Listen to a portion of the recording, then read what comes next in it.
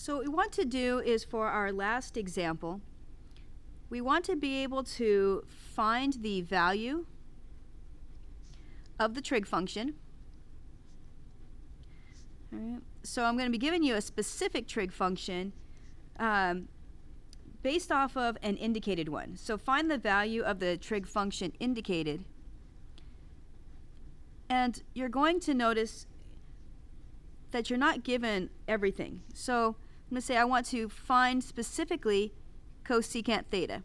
So I don't want all 6. I want to know specifically what is cosecant of theta if the tangent of theta is 7/24. So now I don't even see a triangle. What I see is I see a ratio for a specific angle. And so what your job is going to be is to first draw a triangle.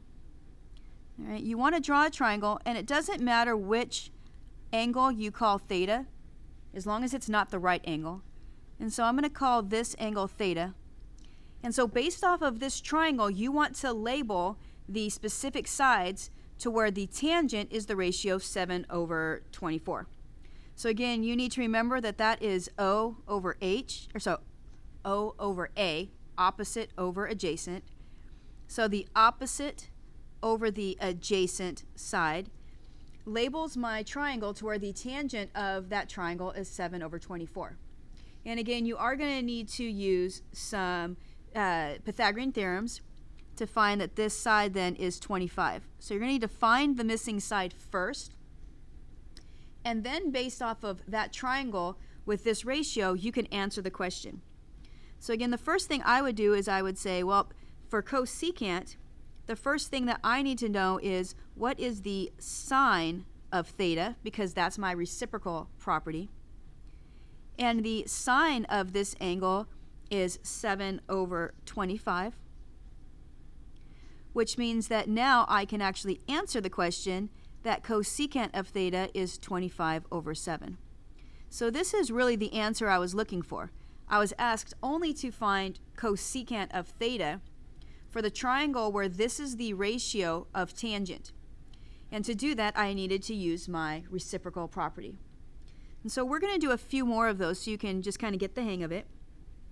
So what if I say I want to find the cotangent of theta if cosecant of theta equals 2? Right. So again, I don't have a known relationship off the top of my head in terms of SOHCAHTOA for cosecant. So what I want to do is to be able to draw my triangle, I want to remember that cosecant is the reciprocal, again, of sine. And so if that's the case, then that means that the sine of theta would be the reciprocal, or the flip, of cosecant. So if cosecant is the value 2/1, and I want to go backwards to sine, I need to write its reciprocal relationship. So it's good to know how to go backwards and forwards with cosecant and sine. And so then again, I'm going to label theta, and sine being opposite over hypotenuse.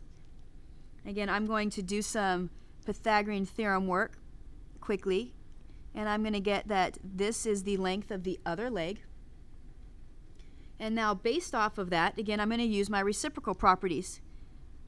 So for cotangent, the first thing I want to do is know that the tangent of theta is the 1/√3. And then that way I can use my reciprocal property and flip my fraction. And I can write this as √3/1, or I can leave it as just √3.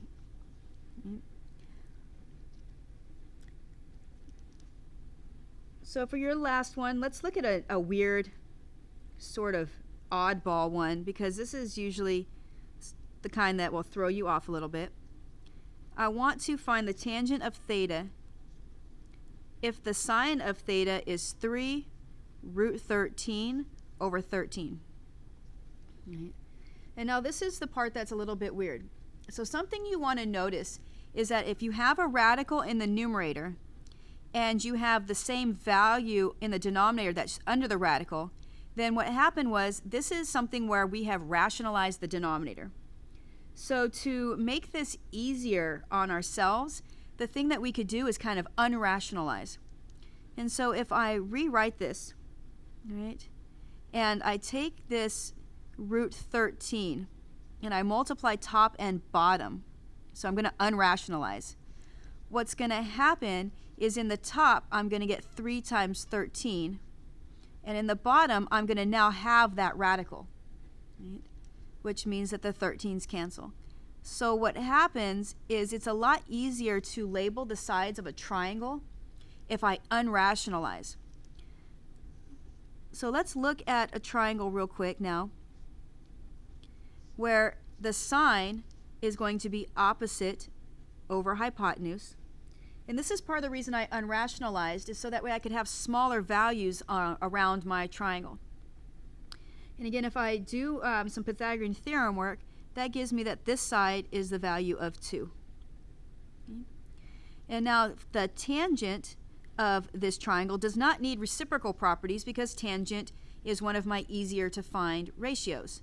And this is going to end up being 3/2. So you want to utilize some of the different reciprocal relationships.